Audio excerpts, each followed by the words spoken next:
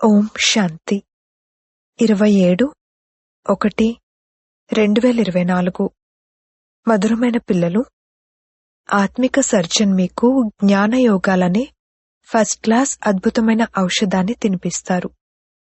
ఈ ఆత్మిక ఔషధాన్ని ఒకరికొకరు తినిపించుకుంటూ అందరి పాలనను చేస్తూ ఉండండి. ప్రశ్న: విశ్వరాజ్య భాగ్యాన్ని తీసుకునేందుకు ఏ ఒక్క కృషిని చేయాలి? ఏ దృఢమైన అలవాటును ఏర్పరచుకోవాలి?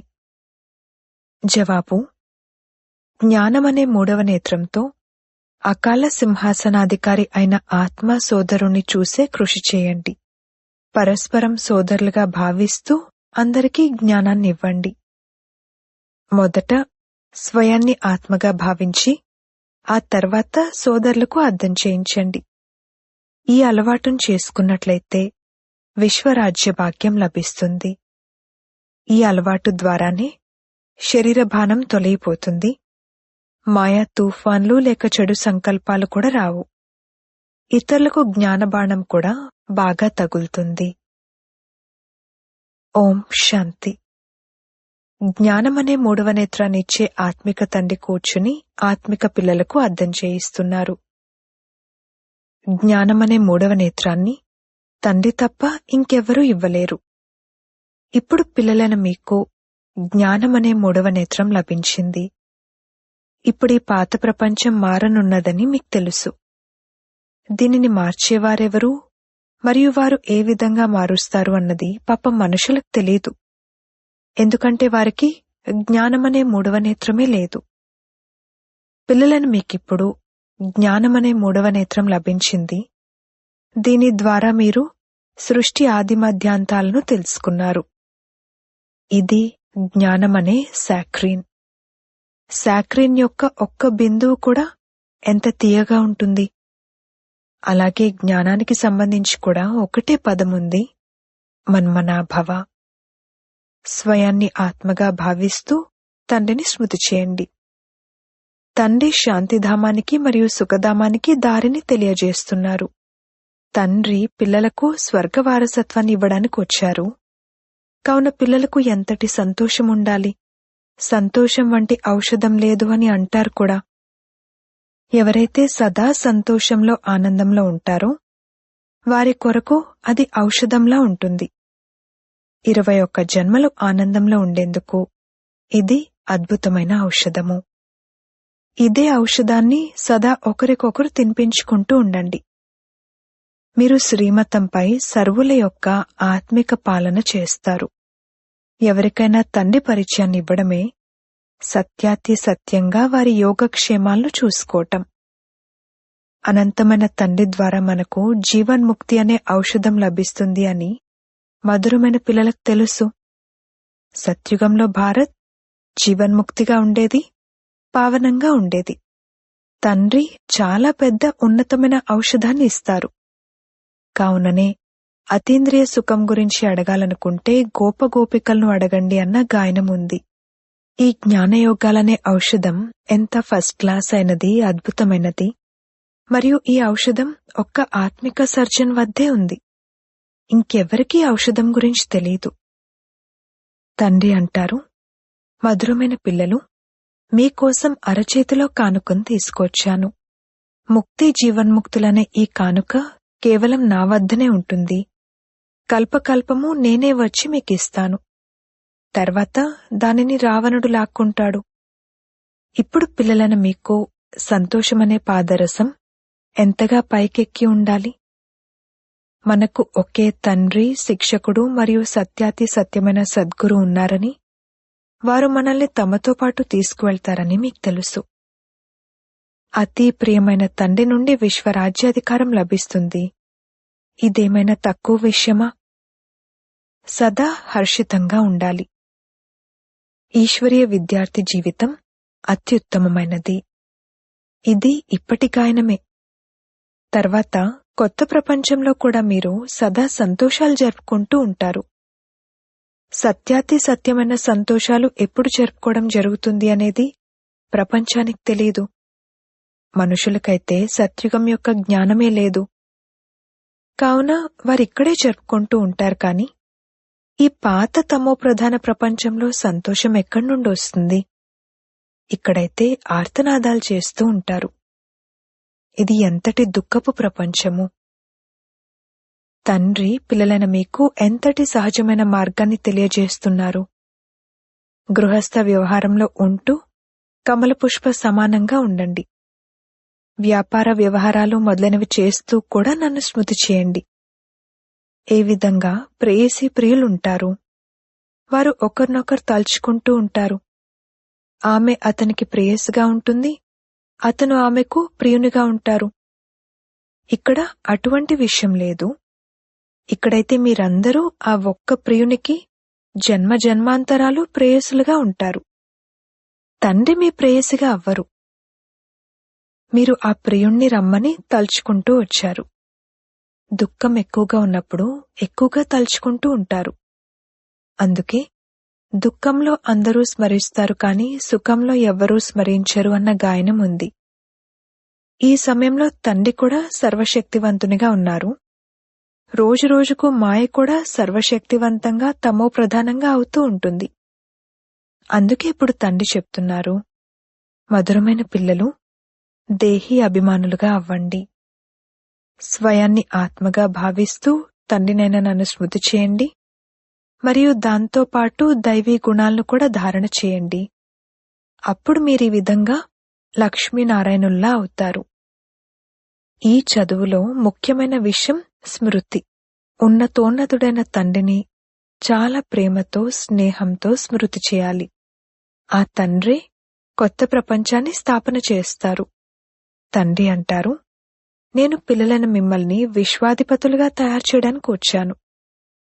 అందుకే ఇప్పుడు నన్ను స్మృతి చేసినట్లయితే మీ అనేక జన్మల పాపాలు అంతమైపోతాయి. పతిత పావనుడైన తండ్రినే పిలుస్తారు కదా. ఇప్పుడు ఆ తండ్రి వచ్చారు కావున తప్పకుండా పావనంగా అవ్వాల్సి ఉంటుంది. తండ్రి దుఃఖహర్త సుఖకర్త.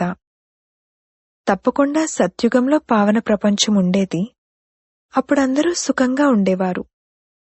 ఇప్పుడు తండ్రి మళ్లీ చెప్తున్నారు, పిల్లలు శాంతిధామాన్ని మరియు సుఖధామాన్ని స్మృతి చేస్తూ ఉండండి.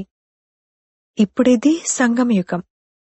నావికుడు మిమ్మల్ని ఈ తీరం నుండి ఆవలి తీరానికి తీసుకువెళ్తున్నారు. నావ్ అనేది కేవలం ఒక్కటి మాత్రమే లేదు. మొత్తం ప్రపంచమంతా ఒక పెద్ద ఓడలాంటిది. దానిని ఆవలి తీరానికి తీసుకువెళ్తారు. మధురమైన పిల్లలైన మీకు సంతోషాలు ఎంతగా ఉండాలి. మీ కొరకైతే సదా సంతోషమే సంతోషము. అనంతమైన తండ్రి మనల్ని చదివిస్తున్నారు. వాహ్!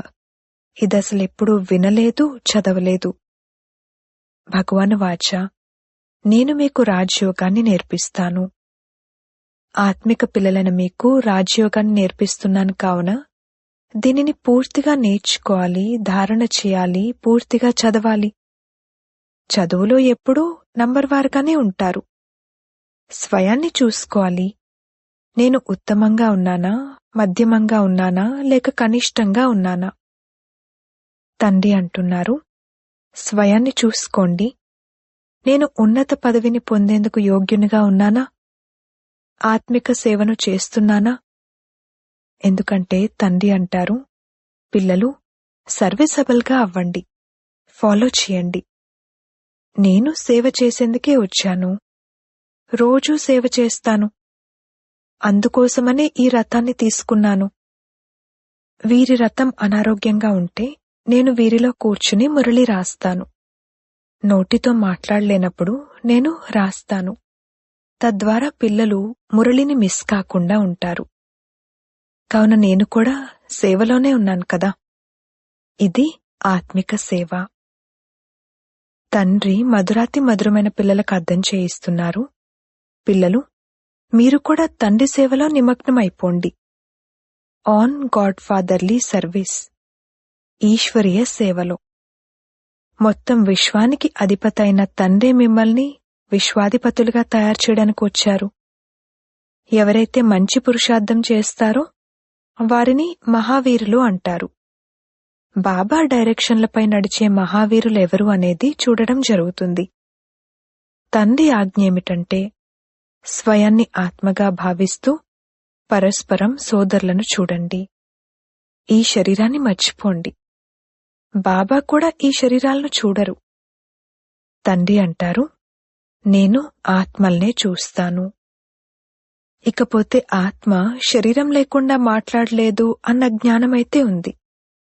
నేను కూడా ఈ శరీరంలోకి వచ్చాను, దీన్ని అద్దెకు తీసుకున్నాను. శరీరంతో పాటుగానే ఆత్మ చదవగలదు. బాబా కూర్చున్నది ఇక్కడ. ఇది అకాల సింహాసనం. ఆత్మ అకాలమూర్తి. ఆత్మ ఎప్పుడూ చిన్నగా పెద్దగా అవ్వదు. శరీరమే చిన్నగా పెద్దగా అవుతుంది. ఆత్మలందరి సింహాసనం బ్రుకుటి మధ్యలోని ఈ స్థానం. శరీరాలైతే అందరివి భిన్న భిన్నంగా ఉంటాయి. కొందరి అకాల సింహాసనం పురుషునిది, కొందరి అకాల సింహాసనం స్త్రీది, కొందరి అకాల సింహాసనం పిల్లల్ది. తండ్రి కూర్చుని పిల్లలకు ఆత్మిక డ్రిల్ నేర్పిస్తారు. ఎప్పుడైనా ఎవరితోనైనా మాట్లాడేటప్పుడు స్వయాన్ని ఆత్మగా భావించండి. ఆత్మనైన నేను ఫలానా సోదరునితో మాట్లాడుతున్నాను. శివబాబాను స్మృతి చేయండి అని తండ్రి సందేశాన్ని ఇస్తారు. స్మృతి ద్వారానే తుప్పు వదులుతుంది. బంగారంలో మాలిన్యం కలిసినప్పుడు ఆ బంగారం విలువ తగ్గిపోతుంది. ఆత్మలైన మీలో కూడా తుప్పు చేరడంతో మీరు విలువలేని వారిగా అయిపోయారు. ఇప్పుడు మళ్లీ పావనంగా అవ్వాలి. ఆత్మలైన మీకిప్పుడు జ్ఞానమనే 3వ నేత్రం లభించింది. ఆ నేత్రంతో మీ సోదరులను చూడండి. సోదర దృష్టితో చూసినట్లయితే కర్మేంద్రియాలెప్పుడూ చంచలమవ్వవు. రాజ్యభాగ్యాన్ని తీసుకోవాలంటే, విశ్వాధిపతులుగా అవ్వాలంటే ఈ కృషి చెయ్యండి. పరస్పరం సోదరులుగా భావిస్తూ అందరికీ జ్ఞానాన్ని ఇచ్చినట్లయితే ఇక ఈ అలవాటు పక్కా అయిపోతుంది. మీరందరూ సత్యాతి సత్యమైన సోదరులు. తండ్రి కూడా పైనుండొచ్చారు, అలాగే మీరు కూడా వచ్చారు. తండ్రి పిల్లలతో పాటు సేవ చేస్తున్నారు. తండ్రి పిల్లలకు సేవ చేసే ధైర్యాన్ని ఇస్తారు. ధైర్యాన్నుంచేవారికి భగవంతుని సహాయం లభిస్తుంది.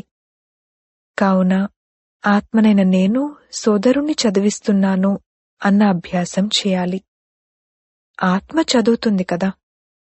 దీనిని ఆధ్యాత్మిక జ్ఞానం అంటారు. ఇది ఆత్మిక తండ్రి నుండే లభిస్తుంది. సంగమంలోనే తండ్రి వచ్చి ఈ జ్ఞానాన్ని ఇస్తున్నారు. స్వయాన్ని ఆత్మగా భావించండి. మీరు వివస్త్రగా అశరీరులుగా వచ్చారు. తర్వాతిక్కడ శరీరాన్ని ధారణ చేసి మీరు 84 జన్మల పాత్రను అభినయించారు. ఇప్పుడు మళ్లీ తిరిగి వెళ్ళాలి. అందుకే స్వయాన్ని ఆత్మగా భావిస్తూ సోదర దృష్టితో చూడాలి. ఈ విషయంలో కృషి చేయాలి. మీకు మీరు కృషి చేయాలి. ఇతరులతో మనకేమిటి? దానం ఇంటి నుండి ప్రారంభమవుతుంది. అనగా మొదట స్వయాన్ని ఆత్మగా భావించి ఆ తర్వాత సోదరులకు అర్థం చేయించినట్లయితే బాణం బాగా తగులుతుంది. ఈ శక్తిని నింపుకోవాలి. కృషి చేస్తేనే ఉన్నత పదవిని పొందుతారు. ఫలాన్నిచ్చేందుకే తండ్రి వచ్చారు కావున కృషి చేయాలి. కొంత సహనం కూడా చేయాల్సి ఉంటుంది. ఎవరైనా తప్పుగా మాట్లాడితే మీరు మౌనంగా ఉండండి. మీరు మౌనంగా ఉంటే ఇతరులేం చేయగలరు? చప్పట్లు 2 చేతులతో మోగుతాయి. ఒకరు నోటితో చప్పట్లు మోగించినా ఇంకొకరు మౌనంగా ఉంటే అవతలివారు తమంతట తామే సైలెంట్ అయిపోతారు. చేతితో చెయ్యి కలిస్తే చప్పుడు వస్తుంది. పిల్లలు పరస్పరం ఒకరికొకరు కళ్యాణం చేసుకోవాలి. తండ్రి అర్థం చేయిస్తున్నారు. పిల్లలు సదా సంతోషంగా ఉండాలనుకుంటే మన్మనాభవ. స్వయాన్ని ఆత్మగా భావిస్తూ తండ్రిని స్మృతి చేయండి. సోదరుల వైపు, ఆత్మల వైపు చూడండి. సోదరులకు కూడా ఈ జ్ఞానాన్ని ఇవ్వండి. యోగం చేయించేటప్పుడు కూడా స్వయాన్ని ఆత్మగా భావిస్తూ సోదరులను చూస్తూ ఉన్నట్లయితే సేవ బాగా జరుగుతుంది. సోదరులకు అర్థం చేయించండి అని బాబా చెప్పారు. సోదరులందరూ తండ్రి నుండి వారసత్వాన్ని తీసుకుంటారు. ఈ ఆత్మిక జ్ఞానం బ్రాహ్మణ పిల్లలైన మీకు ఒకేసారి లభిస్తుంది. మీరు బ్రాహ్మణులు, తర్వాత మీరు దేవతలుగా అవ్వనున్నారు. ఈ సంగమయుగాన్నైతే వదలరు. లేదంటే ఆవలి తీరానికి ఎలా చేరుకుంటారు? అటువైపుకేమైనా దూకుతారా? ఇది అద్భుతమైన సంగమయుగం. పిల్లలు ఆత్మిక యాత్రలో ఉండే అలవాటు ఏర్పరచుకోవాలి. ఇది మీకు లాభాన్ని కలిగించే విషయమే. తండ్రి శిక్షణను సోదరులకు ఇవ్వాలి. తండ్రి చెప్తున్నారు, నేను ఆత్మలైన మీకు జ్ఞానాన్ని ఇస్తున్నాను. నేను ఆత్మనే చూస్తాను. మనుషులతో మాట్లాడేటప్పుడు వారి ముఖాన్ని చూస్తారు కదా. మీరు ఆత్మతో మాట్లాడతారు కావున ఆత్మనే చూడాలి. శరీరం ద్వారా జ్ఞానాన్ని ఇచ్చినా కాని ఇక్కడ శరీర బాణాన్ని తెంచవలసి ఉంటుంది.